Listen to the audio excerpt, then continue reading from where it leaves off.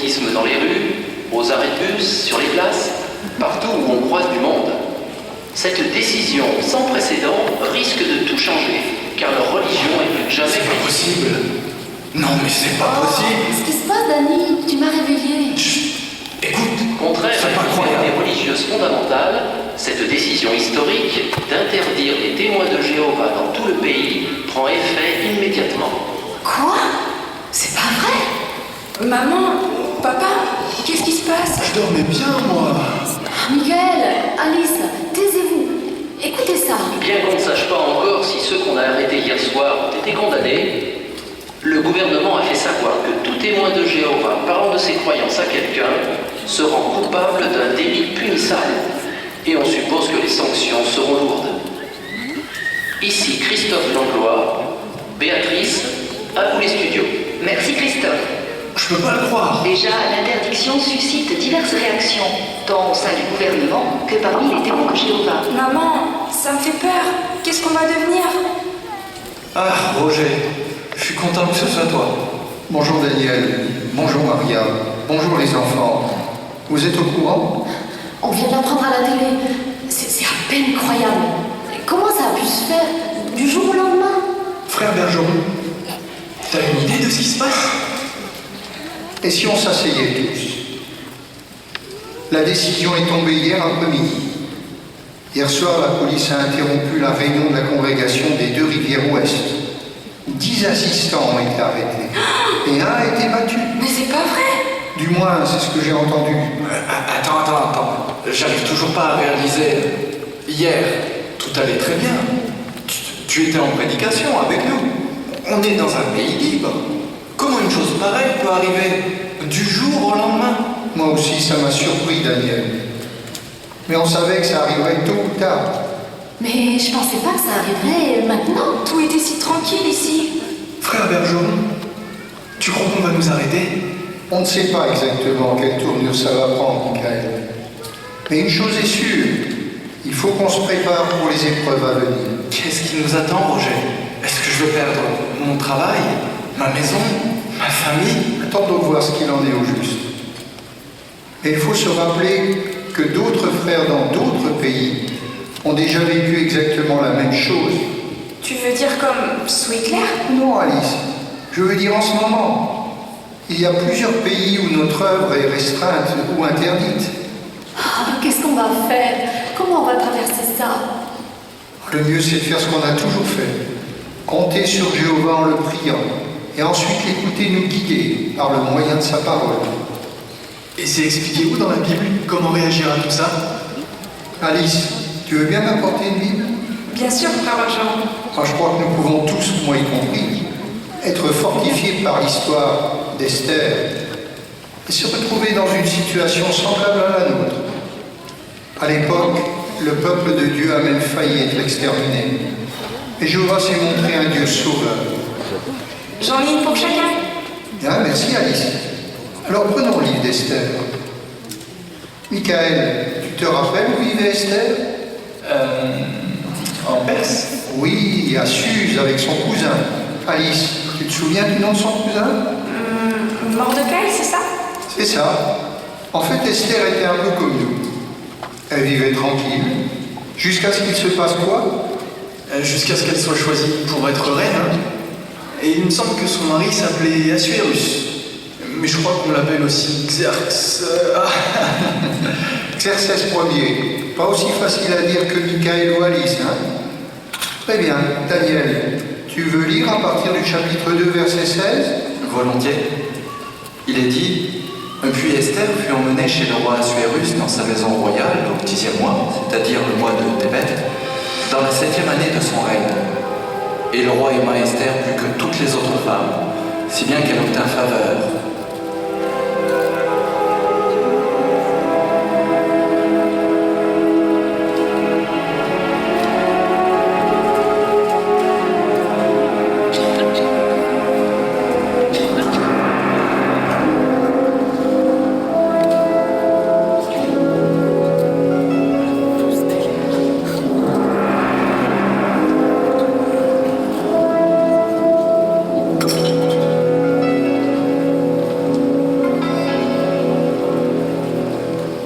Tu te souviens que toi, parmi toutes les jeunes vierges présentées au roi, c'est Esther qui l'a choisie. Ça ne m'étonne pas, Macha.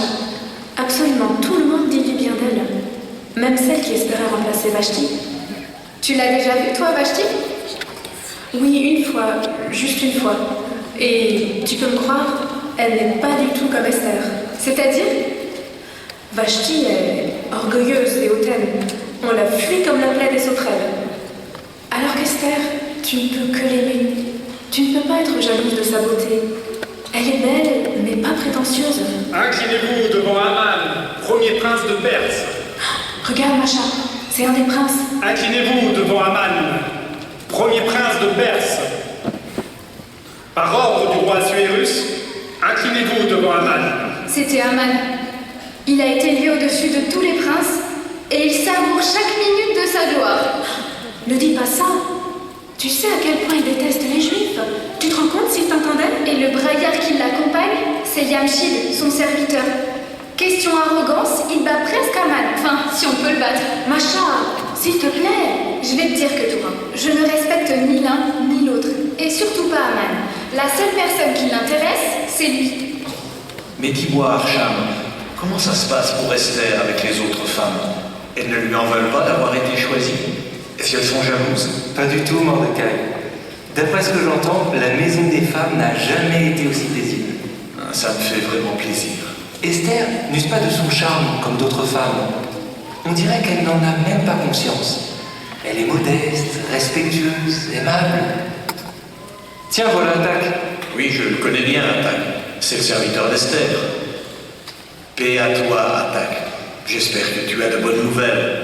Oui, j'en ai.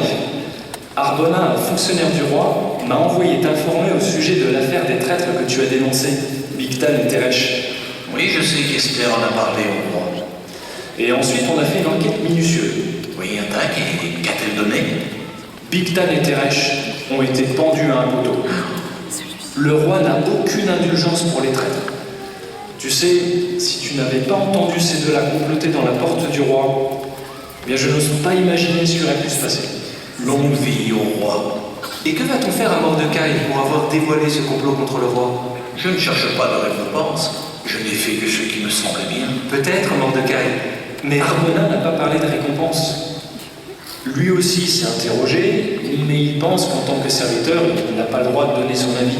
Mais ne t'inquiète pas, Mordecai, il prévoit de soumettre la question à Memoukan pour que les princes parlent en ta faveur. Ah, prince Memoukan, paix à toi. Paix à toi, Archam, et à toi aussi, Mordecai. Tu parles bien, Attaque. Et tout ce qu'a dit Attaque est vrai, Mordecai. Mais ce que le roi fera pour te récompenser, nous l'ignorons. En tout cas, ta loyauté envers le roi était notée dans les annales. Sauf ton respect, je n'attends pas de récompense. Je n'ai fait que mon devoir. Je suis sûr que n'importe qui d'autre aurait fait pareil. Pas si sûr, Mordecai. Bigtan et Teresh n'étaient pas les seuls à souhaiter voir le roi détrôné. S'il vous plaît, Archam et Attaque, pourrais-je parler à Mordecai seul à seul? Tu es un homme bien, Mordecai, et un serviteur de confiance à la porte du roi. Toute la cour parle du rôle que tu as joué dans l'affaire Bigtan et Teresh. Je n'ai fait que ce qui me semble bien. Mais il y a quand même une chose qui m'inquiète sérieusement. Quoi donc? C'est au sujet de Aman, qui est aujourd'hui second après le roi. Comme tu le sais, le roi a ordonné que tout le monde dans la porte du roi s'incline devant Aman parce qu'il est élevé au-dessus de tous les autres princes du royaume. Oui, je suis au courant. Mais toi, Mordecai, tu ne veux pas t'incliner devant lui. Pourquoi est-ce que tu refuses d'obéir à un ordre du roi? Sur ce point-là, je dois refuser. Mais pourquoi? Tu vois mon serviteur là-bas? Oui, je le connais, c'est Ilkia. C'est ça. Eh bien, Aman le déteste. Et tu sais pourquoi? Parce qu'il est juif. Aman déteste tous les juifs. Mais laisse-moi te dire une chose. Si Aman déteste les juifs, toi, il te déteste encore plus. Il est furieux que tu refuses de t'incliner devant lui. J'apprécie que tu m'avertisses, prince Memoukan. Mais je ne peux pas m'incliner devant Aman, même si c'est un ordre du roi. Mais pourquoi? Pourquoi risquer ta vie pour quelque chose d'aussi anodin que... Voilà, Aman, Mordecai, je t'en prie, Réfléchis à ce que tu fais.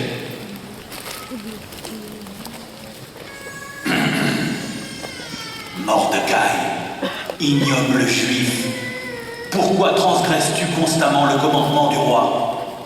Je ne désobéis pas à l'ordre du roi Aman. Je suis un sujet loyal du roi Assuérus. J'obéis volontiers à tous ses ordres. Mais en l'occurrence, je ne peux pas. Comment oses-tu braver l'ordre royal d'honorer celui que le roi a élevé au-dessus de tous les autres princes? Ah, tu te crois meilleur que moi? Mais patience, Mordecai. Toi et tous les Juifs, vous ne savez pas ce qui vous attend. Alors on ne veut pas s'incliner devant Aman, hein? Mais tu t'inclineras, Mordecai. Tu peux me croire. Tu t'inclineras. Oh, Mordecai, mes pires craintes se réalisent. Qu'est-ce qui peut bien tramer? Pourquoi ne pas t'incliner devant Aman, comme tout le monde? Nous sommes esclaves des Perses, Mordecai, esclaves. Et Aman est le second du royaume. Tu vas nous attirer des ennuis à tous. Hilkia, surveille ta langue. Mordecai est un fonctionnaire de la porte du roi. Pourquoi faut-il que tu désobéisses à l'ordre du roi, Mordecai? Pourquoi? Hilkia, mon fils, toi aussi tu es descendant d'Abraham. Tes ancêtres étaient avec Moïse quand Jéhovah les a délivrés de l'Égypte et de la main d'Amalek. Tu as oublié ça? Non, je n'ai pas oublié. Mais quel rapport avec aujourd'hui? Nous ne sommes pas en Égypte. Nous sommes sous la loi des Perses. Et quand le roi donne un ordre, il faut y obéir. Mordecai! Oui, Arbona, qu'y a-t-il? On dirait que tu as de mauvaises nouvelles. Oh oui, la pire des nouvelles. Tu sais que Haman te déteste et qu'il a juré de se venger parce que tu ne veux pas t'incliner devant lui? Oui, Arbona. Parle, Arbona. Qu'est-ce que c'est? Qu'est-ce qui se passe? Haman a fait signer au roi un décret qui condamne les Juifs. Hélas, pauvre de nous. Oh, notre malheur est décidé. J'ai entendu Memoukan et Karchena en parler à l'instant. Et il semble que Haman ait proposé de verser au trésor du roi 10 000 talents d'argent. 10 000 talents d'argent pour fortune pour accélérer l'affaire.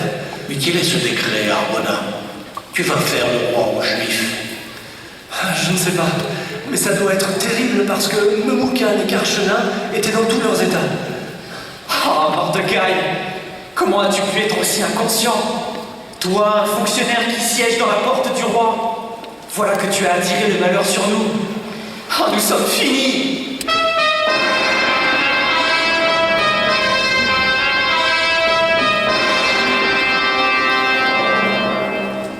Que tous les loyaux sujets du roi Assuérus approchent et que tous entendent, depuis l'Inde jusqu'à l'Éthiopie, dans les 127 districts administratifs, par la parole d'Assuérus le roi, que tous les satrapes et les gouverneurs et les princes et tout le peuple se tiennent prêts pour le 13e jour du 12e mois à anéantir et à détruire tous les Juifs, aussi bien le jeune homme que le vieillard, les petits et les femmes, et à prendre en butin leurs dépouilles.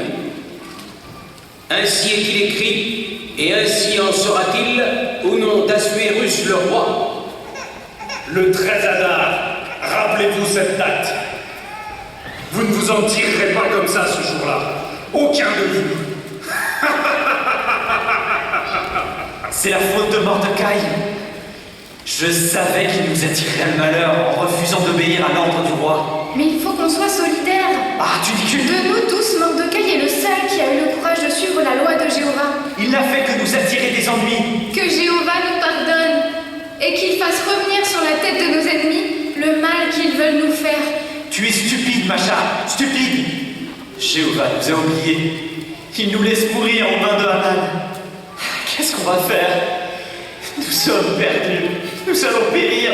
Oh mon peuple, mon pauvre peuple, que Jéhovah, le Dieu d'Israël, ait pitié de nous.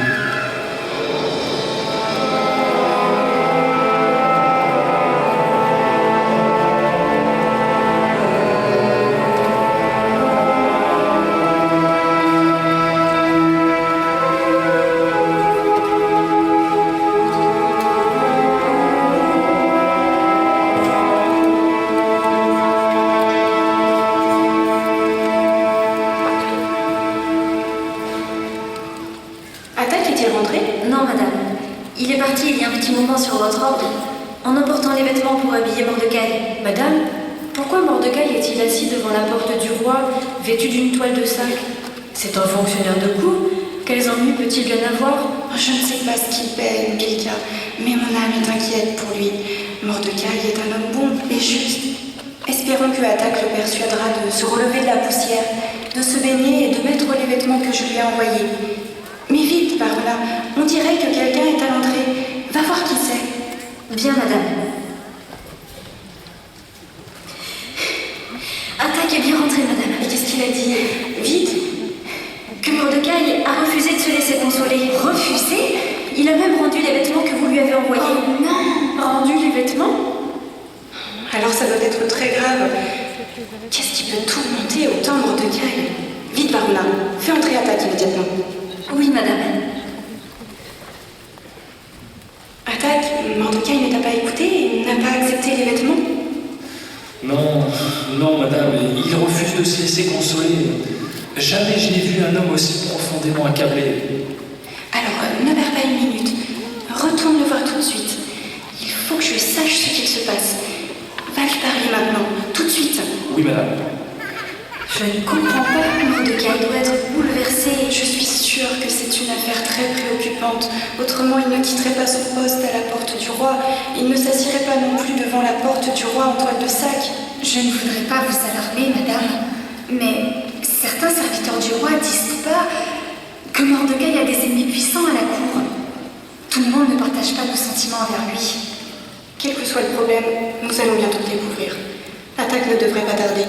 Mais je crois qu'il y a quelqu'un à l'entrée. Vite, Varuna, pour voir si c'est Attaque qui rapporte des nouvelles de Mordecai. Tout de suite, madame. Vite, Attaque. Quelles sont les nouvelles de Mordecai? J'ai couru jusqu'ici, madame. Oh, pardonnez-moi, mais Mordecai est en effet profondément accablé. Et pour cause. Il a reçu la pire des nouvelles et elle ne concerne pas que lui. Que veux-tu dire? Le roi a scellé de son propre anneau sigillaire et publié un écrit à la demande de Haman. Haman? Et cet écrit doit être envoyé dans tous les districts par les courriers les plus rapides. Oh, mais quel est cet écrit? Et pourquoi affecte-t-il tant Mordecai? Parce que son contenu le concerne. Mais pas seulement lui, madame. Il concerne tout son peuple. Tout son peuple? Je viens d'apprendre que Mordecai est un descendant d'Abraham, qu'il est juif. Oh, Mordecai? Juif? Et puis il refuse de s'incliner devant Haman, alors que le roi l'a ordonné. À cause de cela, Haman a juré d'anéantir non seulement Mordecai, oh non, mais aussi tout son peuple, tous les juifs. Qu'allons-nous devenir? Voici une copie de l'écrit, madame. Regardez, l'écrit. Celui que Mordecai vous envoie, pour que vous voyiez ce qui était décidé contre les juifs. Mais ce n'est pas tout, madame.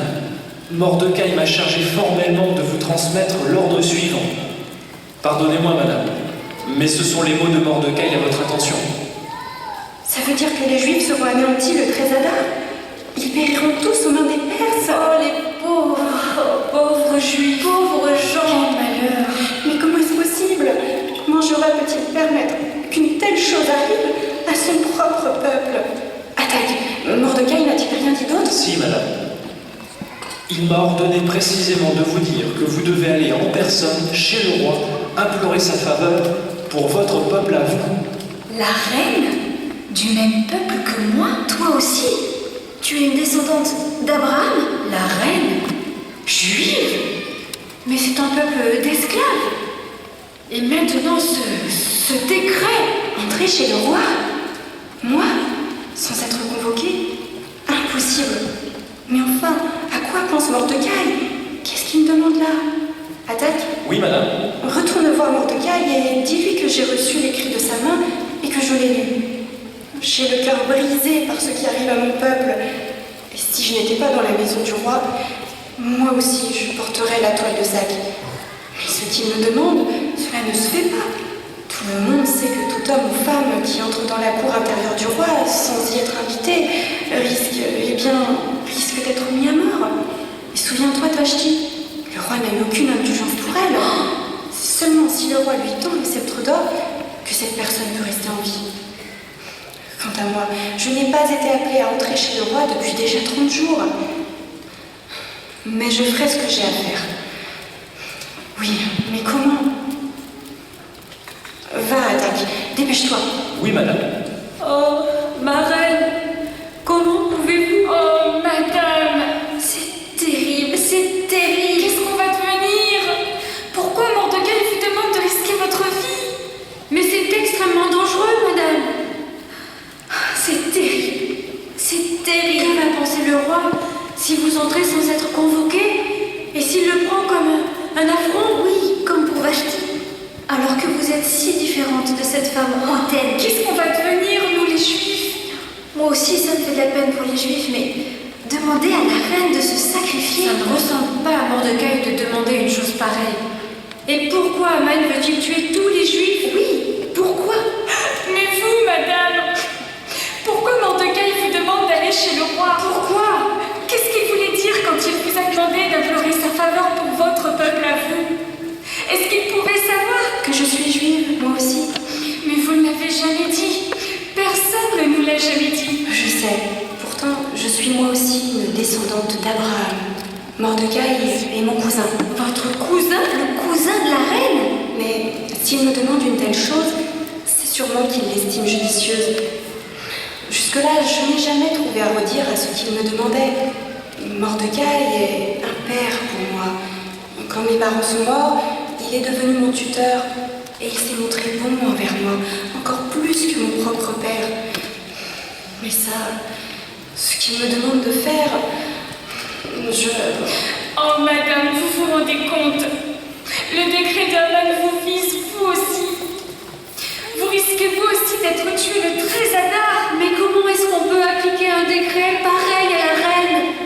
Personne n'oserait. Si vous vous présentez devant le roi sans invitation, vous risquez de mourir de toute façon, avant même d'avoir pu lui demander quoi que ce soit. Il doit y avoir une autre solution.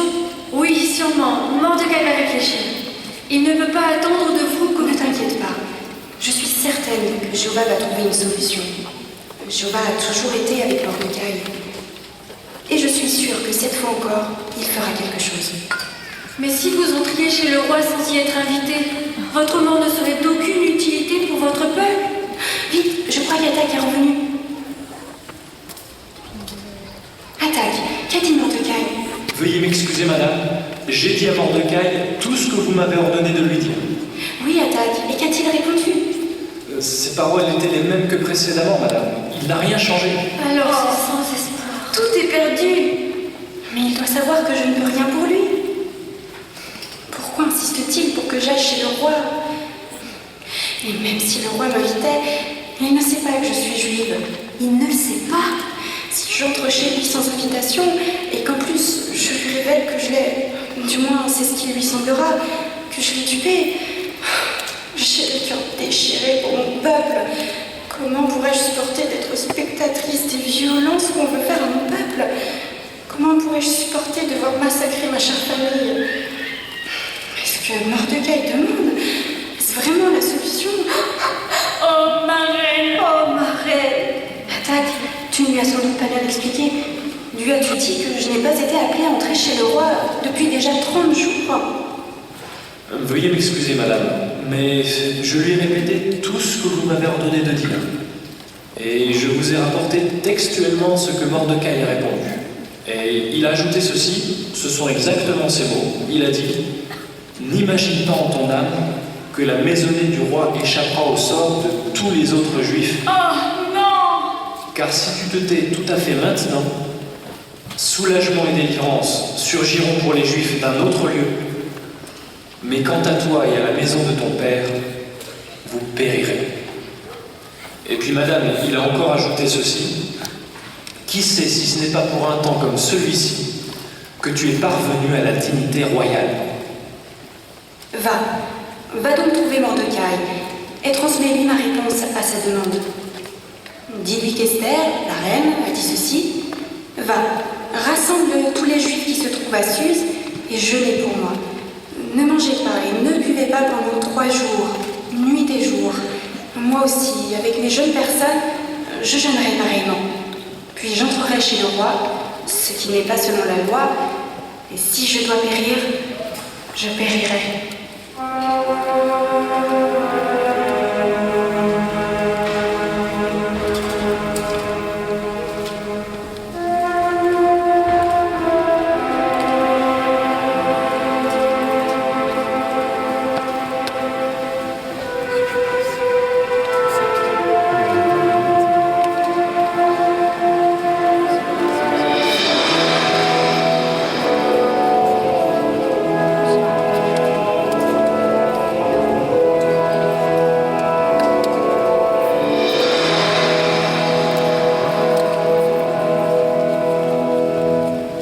Ainsi, Monseigneur le roi, les chefs de Lydie demandent au roi d'augmenter leurs subventions, en leur octroyant le droit de continuer à puiser dans les ressources de la Syrie pour les travaux de construction que le roi lui-même a autorisés.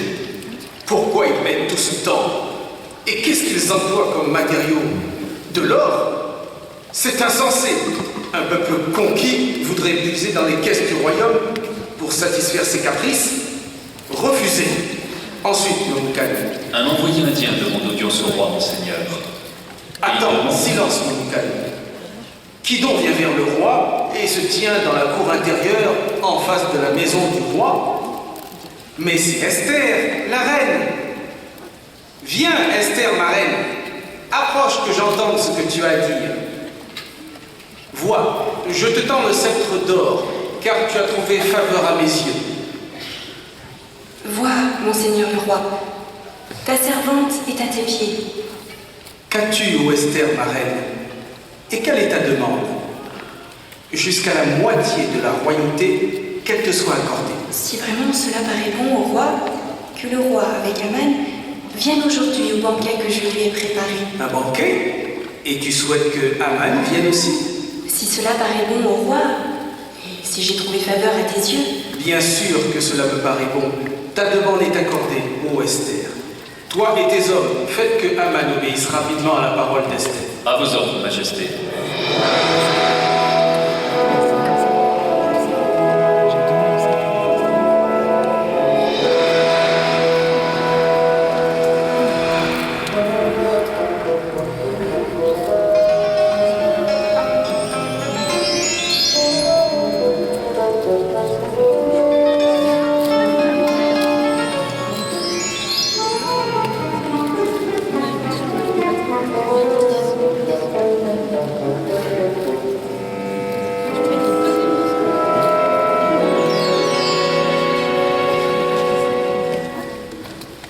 Ah, Zeresh, ma chère femme, Dalphon, mon grand, Aridaï, mon petit, quelle joie de vous voir.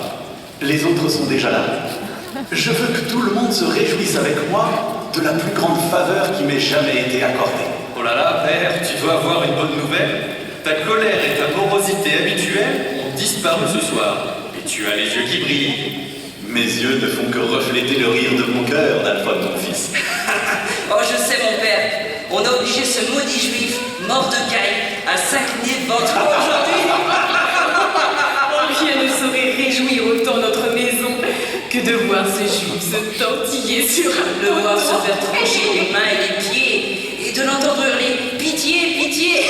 Supplier son Dieu, Jéhovah, de le sauver. Ah, son Dieu, les Juifs ont été abandonnés par leur Dieu il y a des années, non? Maintenant, leur maître, c'est nous, les Perses. Nous, les Perses? Mais tu as gagné. Bien que ce chien de Mordecai essaie toujours de faire le prince. Mais plus pour longtemps, Aridaï.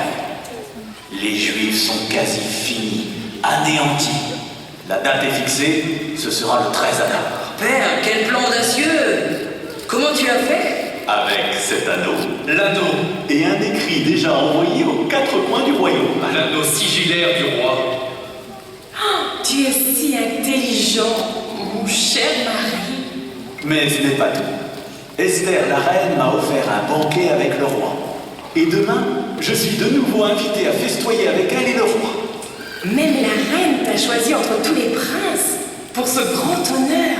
Eh ben, tu es vraiment monté en grade, père. Oui, mais rien de tout ça ne me satisfera tant que je verrai Mordecai le juif assis dans la porte du roi. Le 13 Adar, c'est trop loin, père. Comment tu peux permettre que cet homme refuse de t'honorer? Qu'est-ce qui te retient, Aman? Tu es le plus puissant du royaume après le roi. Ne tolère pas ce juif de malheur un jour de plus, Aman. Pends-le. Ne retiens pas ta main, père. Fais faire un poteau haut de 20 mètres. Puis au matin, dis au roi qu'on y pende Mordecai.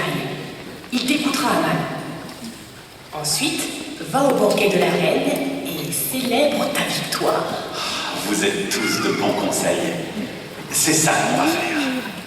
Dalphon, veille à ce qu'on commence le travail avant le coucher du soleil. Et demain, en revenant du banquet de la reine, je veux voir Mordecai se balancer en haut du poteau. Mais, j'entends vos frères arriver. Allons nous réjouir avec eux. Que je leur annonce la nouvelle à eux aussi.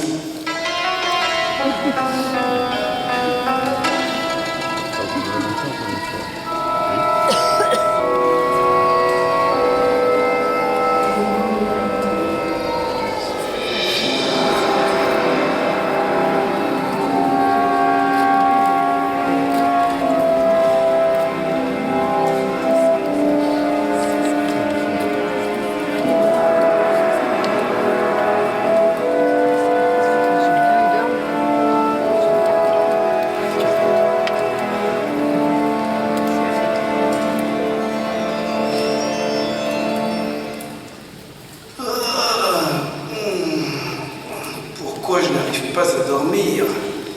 Après un tel banquet, je m'endors généralement dès que je pose les pieds sur le divan. Oh, qu'est-ce qui me tracasse comme ça?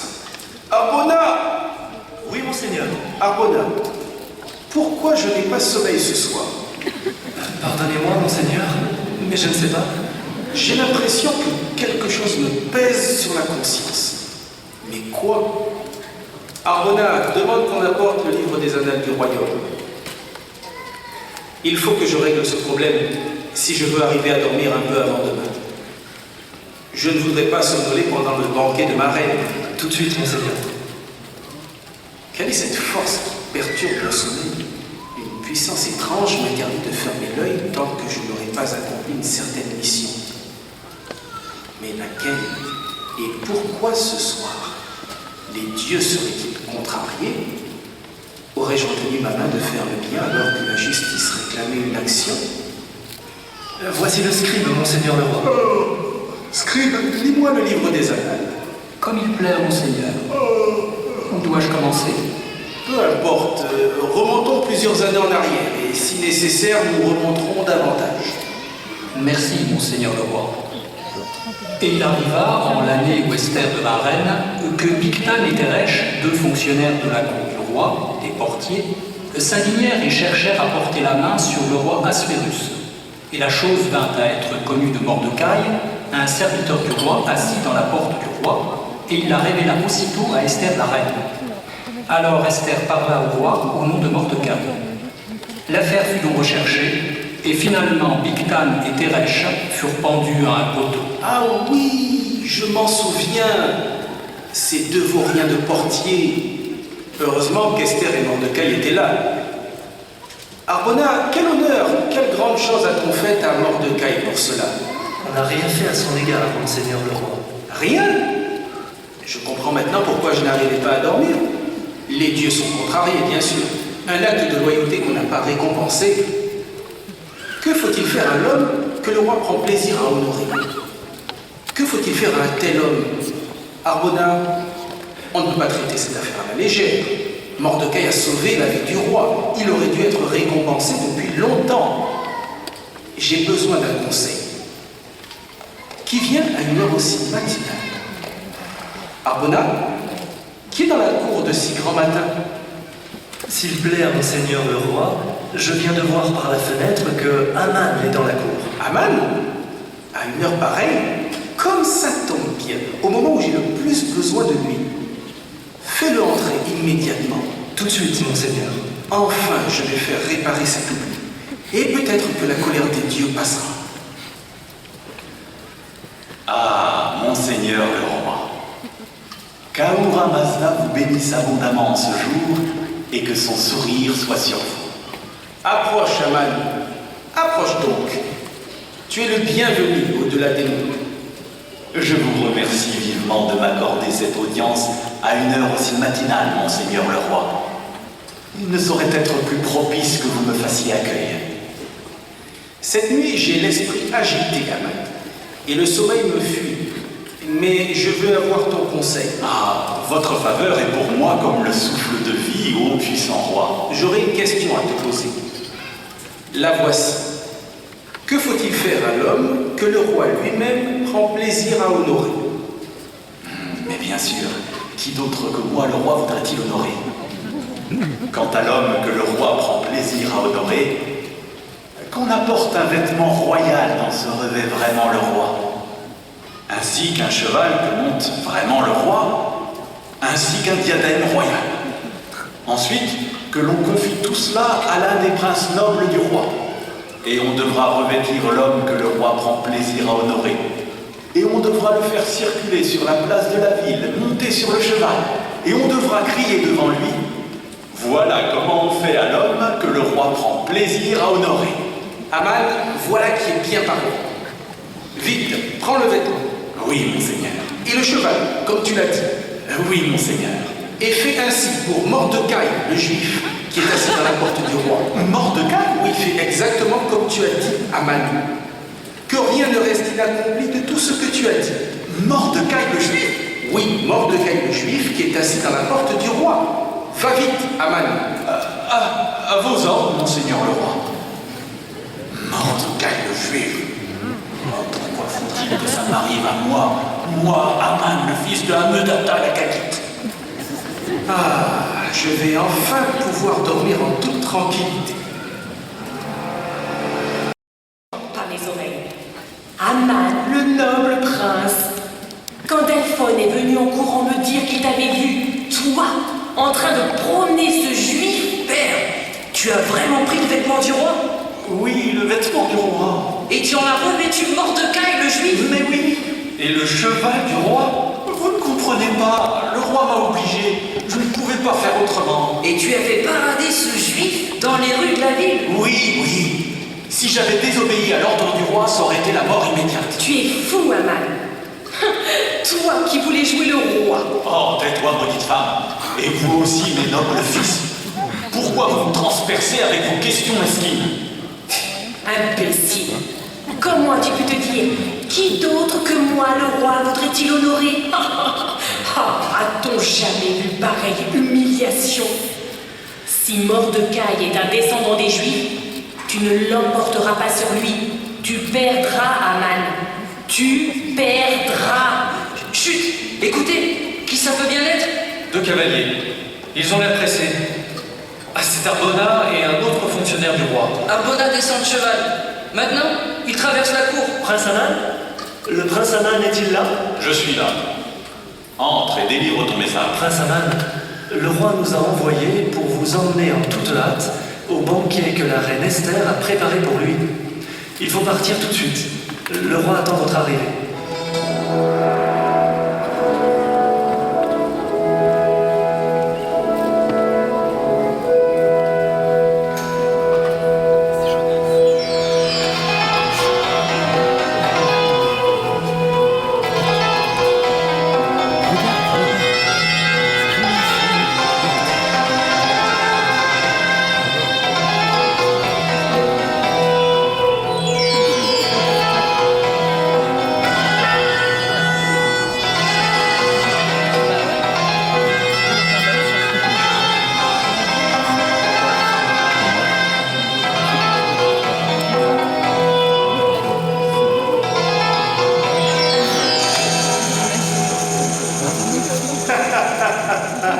Oh Esther, ma reine, ton intelligence scintille comme les joyaux de ta couronne. Qu'en dis-tu, Aman? N'as-tu pas de compliments à faire à la reine? Si, bien sûr, très noble seigneur le roi. Mais sa beauté fait pâlir ses joyaux. L'intelligence et la beauté ne parviennent pas à chasser ta nervosité, Aman. Ton cœur est-il rongé par un chagrin secret? Un chagrin? Oh non, pas du tout, reine. Votre serviteur paraît morne et sans vie. À côté du charme et de la grâce de votre présence, nul ne peut être triste auprès de vous, reine. Ah, je retrouve bien le Aman que je connais. Tu me fais plaisir, Aman. Moi aussi, j'ai cru un instant qu'une ombre reposait sur toi. Mais comme tu dis, tout paraît terne à côté de l'éclat de ma merveilleuse reine. Tiens, Aman. Et maintenant, ô ma reine, le moment est venu de présenter ta demande. Quelle est ta requête, ô Esther, la reine? Qu'elle te soit accordée, jusqu'à la moitié de la royauté, que ce soit fait. Si j'ai trouvé faveur à tes yeux, mon Seigneur, et si vraiment cela paraît bon au roi, que me soit accordée ma vie, telle est ma requête, et mon peuple, telle est ma demande. Ta vie? La vie de ton peuple? Nous avons été vendus, moi et mon peuple, c'est-à-dire les Juifs, mon propre peuple au roi. Nous avons été vendus pour être anéantis, tués et détruits. Si encore nous avions été vendus comme esclaves mâles et comme servantes, j'aurais gardé le silence. Mais le silence ne convient pas si cette extermination doit nuire au roi. Qui est-ce? Et où est-il celui qui a eu l'audace d'agir ainsi? L'homme, l'adversaire et l'ennemi, c'est Aman, ce mauvais. Aman? Oui, lui-même. Regarde comme il tremble et s'aplatit de honte en ta présence. Aman? Aman vous a vendu, toi et ton peuple, pour être massacrés? Comment a-t-on pu me trahir ainsi dans mon propre palais? C'est pourtant vrai, ô roi, car je suis juive, et Aman a livré à la mort tous les juifs de ton royaume. Monseigneur le roi, je vous ai parlé d'un peuple qui se rebellait contre vos lois. C'est un faux témoignage, ô roi. Les juifs travaillent dans ton intérêt. Ils enrichissent ton royaume. Mais nous sommes fidèles à Jéhovah, le Dieu d'Israël. C'est pour cette seule et unique raison que Mordecai le juif ne veut pas révérer Aman. Alors Aman a trouvé un moyen de nous anéantir tous, simplement parce qu'il a de la haine pour Mordecai. Mordecai? L'homme que le roi prend plaisir à honorer? Oui. Aman, c'est plus que je ne peux entendre. Tu as dépassé la mesure de ce que le roi peut tolérer. Ah, j'ai besoin d'air. Je vais dans le jardin. Oh non, monseigneur le roi. Oh Esther, ma reine. Qu'est-ce que vous avez fait? Oh, ayez pitié de moi. Comment vos tendres yeux peuvent-ils me regarder si durement? Comment vos douces lèvres peuvent-elles prononcer des mots si destructeurs? Je suis votre dévoué serviteur. Oh Esther, ma reine. Vous voyez, je suis à genoux devant vous. Comment pouvais-je savoir que vous apparteniez à ce peuple qui doit être anéanti?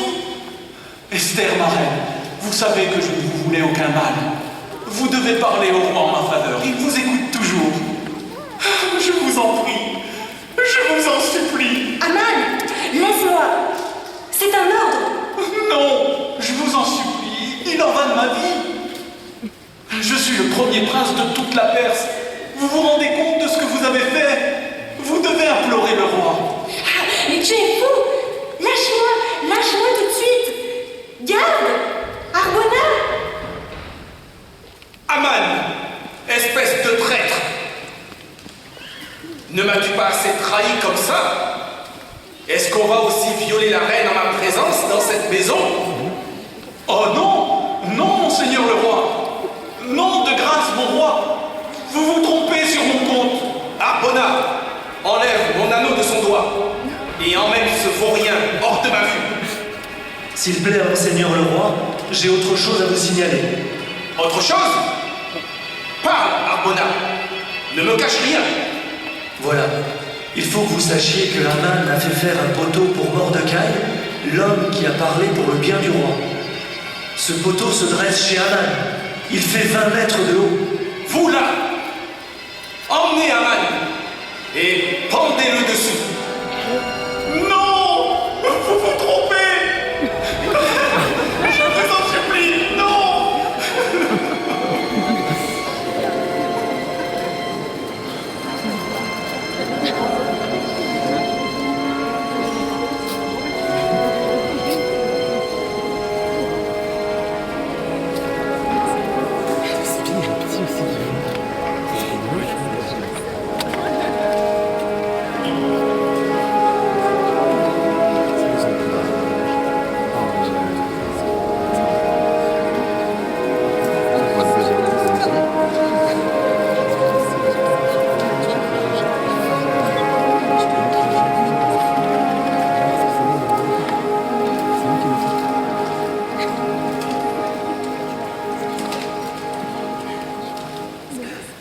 Oh, Reine Esther, ce 13 Adar va être bien différent de ce qu'on avait redouté. Oh oui, Pénina. Juba a vraiment béni son peuple par le moyen de Mordecai. Mais par votre moyen aussi, madame. Oh oui, madame. Quand j'ai vu avec quel courage vous êtes allée chez le roi sans y être invitée, je me suis demandé si j'aurais eu la même foi en mon Dieu, Vishnu le conservateur, ou le même amour pour mon peuple. Et puis, ô reine, si vous aviez péri, nous aurions tous péri avec vous. Et je me suis dit que je n'aurais pas pu faire comme vous. Et maintenant, depuis que l'écrit de Mordecai a été diffusé, je suis juive moi aussi. Écoutez, ô reine, on entend des combats, et ça se rapproche. Qu'est-ce qui se passe, madame? Je ne sais pas, Pénina. Appel attaque. Tout de suite, madame. Ça me fait plaisir, ma chère Varuna, de t'entendre parler de ta foi nouvelle en Jéhovah. C'est bel et bien un Dieu aux actes sauveurs qui n'abandonne jamais. Voici, ô reine. Que désirez-vous? Attaque. Ces bruits de combat, qu'est-ce que c'est? Nous ne le savons pas encore, ô reine, mais n'ayez crainte. Aucun ennemi des Juifs ne pourrait parvenir jusqu'ici. Vos fidèles amis et partisans feront rempart autour de vous. Jamais Jéhovah, notre Dieu, ne s'est montré aussi clairement favorable à notre peuple, ô reine. Les gardes devant vos appartements ont l'air aussi solides qu'une armée vigoureuse. Oh oui, le roi a posté les meilleurs soldats de sa garde personnelle autour de la maison de la reine. Tous fidèles sujets du roi et alliés des Juifs. Regardez, même les princes Memucan et Karchena ont envoyé des hommes armés d'entre leurs serviteurs. Vous êtes tous pour moi une grande bénédiction et un vrai réconfort en ce jour funeste. Excusez-moi, ô reine, mais Mordecai attend dehors. J'allais annoncer son arrivée. Oh, mais fais-le entrer tout de suite. En fait, il est à la porte, ô reine. Oh, Mordecai, quelle joie de te voir. J'avais si peur pour toi. Et moi pour toi, même si je savais que tu es bien entouré par les fidèles soldats du roi. Et quelles nouvelles de nos frères juifs dans tout le royaume? Doivent-ils vraiment se défendre eux-mêmes? Avec quoi? Comment peuvent-ils se protéger? Nous ne savons pas exactement, mais dans tous les districts, ils se sont rassemblés dans leur ville pour attaquer ceux qui leur veulent du mal. On dirait que tout le monde est pris de terreur devant les Juifs. Mais y a-t-il quelqu'un pour les soutenir? Pour les défendre? Pour combattre à leur côté? Nous avons confiance dans tous les soldats du roi stationnés dans leur garnison. Même les princes des districts administratifs, les satrapes, les gouverneurs et ceux qui s'occupent des affaires du roi viennent en aide aux Juifs en raison de l'écrit que le roi a envoyé à tout le peuple. Le bruit de bataille est de plus en plus fort. Oui, les ennemis des Juifs se retranchent particulièrement à Suse le château. Mais les bruits de combat que tu entends sont ceux que font notre peuple.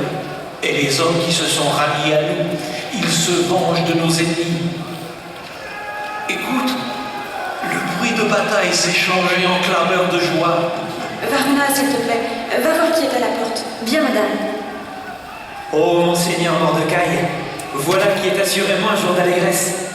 Des centaines d'ennemis ont déjà été abattus par nos épées, et les fils de Haman ont été tués aussi. De plus, madame la reine, il y a déjà une grande réjouissance au château de Suse. Mais tu sais, Mordecai, il reste encore de nombreux ennemis. Ils sont battus en retraite, maintenant il se fait tard. Que devons-nous faire? Voilà de bonnes nouvelles, Hilkiah. Pour ce qui est du reste des ennemis des Juifs, il ne faut pas les laisser échapper, sinon notre victoire ne serait pas complète. Esther, il faut que tu parles au roi. Ah, ma reine Esther et toi, cher Mordecai. Quelle victoire éclatante les Juifs ont remportée à Suse aujourd'hui.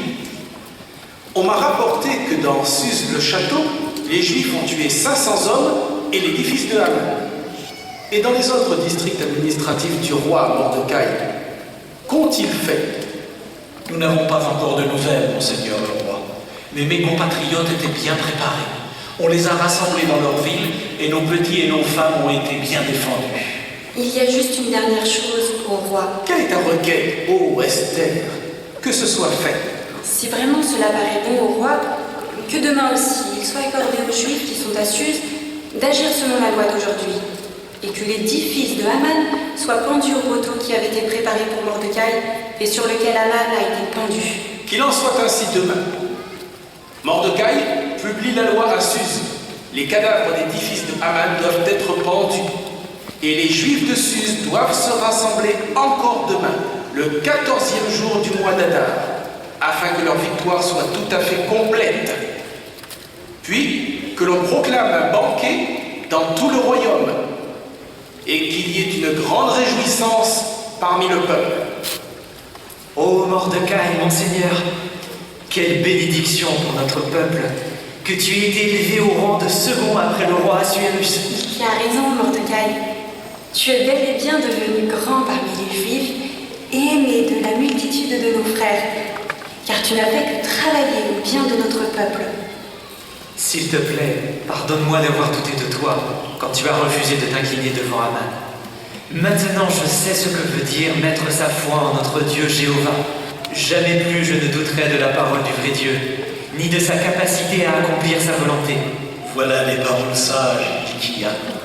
Et maintenant, de peur que tous les Juifs oublient et que ce jour s'efface de nos mémoires, que l'on envoie des documents écrits à tous les Juifs des districts administratifs du roi Assuérus, les proches et les lointains, pour leur imposer l'obligation de célébrer régulièrement le 14e jour du mois d'Adar, ainsi que le 15e jour du mois, d'année en année, afin de les célébrer comme jour de banquet et de réjouissance, comme jour où l'on s'envoie des portions les uns aux autres, et où l'on envoie des dons aux pauvres, car Jéhovah, notre Dieu, a accordé ce grand salut à son peuple.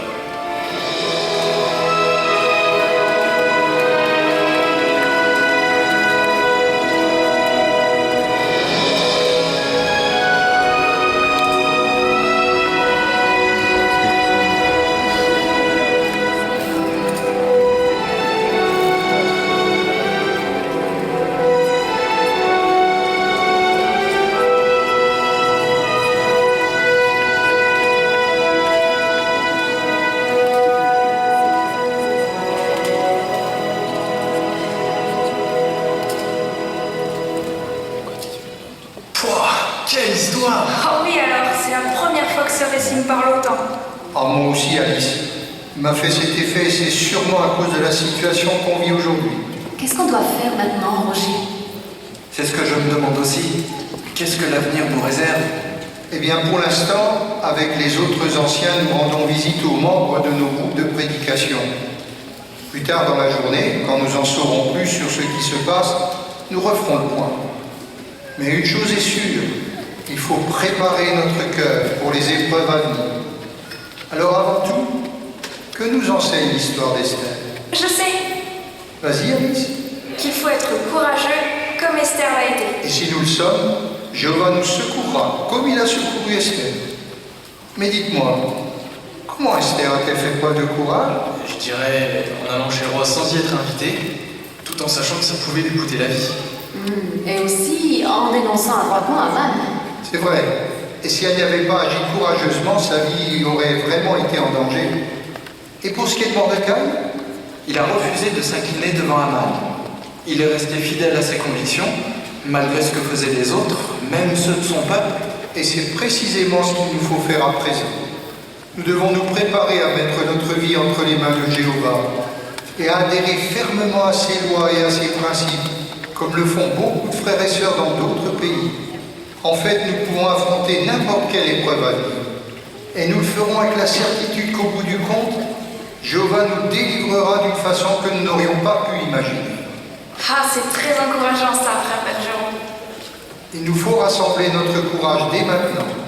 Voilà pourquoi nous avons besoin de compter sur Jéhovah dans les jours qui viennent. J'ai une idée. Pourquoi ne pas prier Jéhovah tout de suite pour qu'il nous aide à avoir le même courage que Mordecai et Esther? Excellente idée, Roger. Tu voudrais bien faire la prière pour nous? Avec plaisir.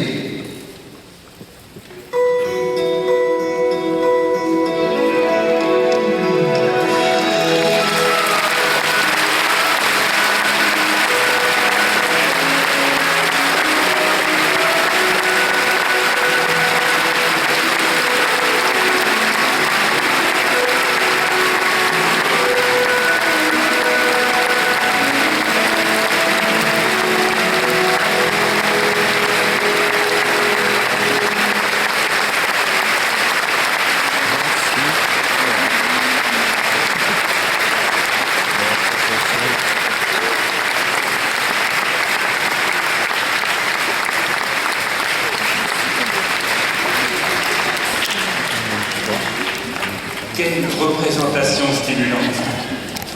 Merci vraiment beaucoup à Frère Pico et à tous les participants.